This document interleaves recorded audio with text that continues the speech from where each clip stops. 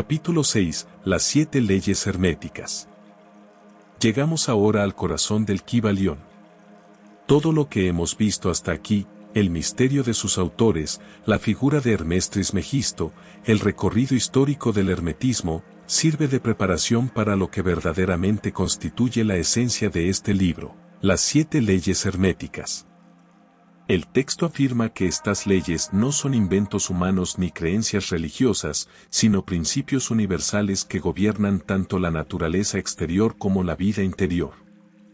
Son descripciones de cómo funciona la realidad en todos sus niveles. Quien las comprende, dicen los iniciados, puede caminar por la vida con mayor claridad, porque reconoce los patrones que sostienen el universo. El Kybalión presenta estas leyes de manera concisa, casi aforística. Cada principio se formula en pocas palabras, seguido de breves explicaciones. Esa brevedad es intencional, se busca que el estudiante reflexione, que contemple, que medite sobre ellas hasta integrarlas en su experiencia. A continuación, vamos a presentar cada una de estas 7 leyes de forma general. Más adelante, en esta serie, exploraremos cada principio con mayor profundidad. La primera es la ley del mentalismo. Se resume en la frase, el todo es mente, el universo es mental. Esto significa que la realidad, en su esencia más profunda, es de naturaleza mental. Todo lo que existe es una manifestación de una mente universal. Así como los pensamientos modelan la experiencia de un individuo, la mente cósmica sostiene y organiza el universo entero. La segunda es la ley de correspondencia, conocida por su máxima, como es arriba, es abajo, como es abajo, es arriba.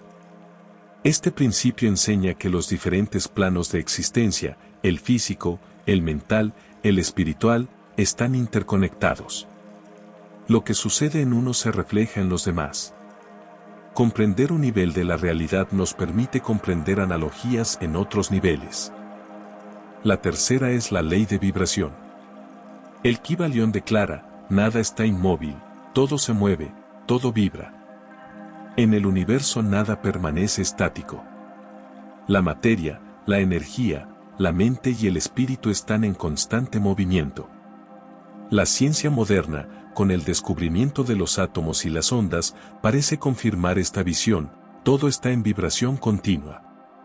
La cuarta es la ley de polaridad. Se expresa así, todo es dual, todo tiene polos, todo, su par de opuestos. Luz y oscuridad, frío y calor, amor y odio. Los opuestos no son absolutos, sino extremos de una misma realidad. Reconocer esto nos enseña a trascender las apariencias y a entender que lo que percibimos como contradicciones son en realidad grados de una misma esencia. La quinta es la ley del ritmo. El Kybalión dice, todo fluye y refluye, todo tiene sus periodos de avance y retroceso, todo asciende y desciende, todo se mueve como un péndulo. Este principio muestra que la vida se mueve en ciclos, las estaciones, los latidos, las mareas, los estados de ánimo. Nada permanece fijo, todo sigue un ritmo natural de expansión y contracción. La sexta es la ley de causa y efecto.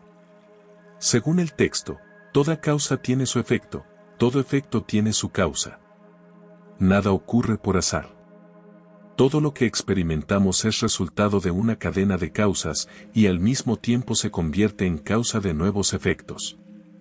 Comprender esta ley nos invita a asumir responsabilidad sobre nuestras acciones y pensamientos. Finalmente, la séptima es la ley de generación. El Kybalión enseña, la generación existe por doquier, todo tiene sus principios masculino y femenino. No se trata únicamente de la reproducción biológica, sino de un principio universal, toda creación surge de la interacción de dos fuerzas complementarias. La polaridad masculino-femenino está presente en la mente, en la energía, en la materia y en el espíritu.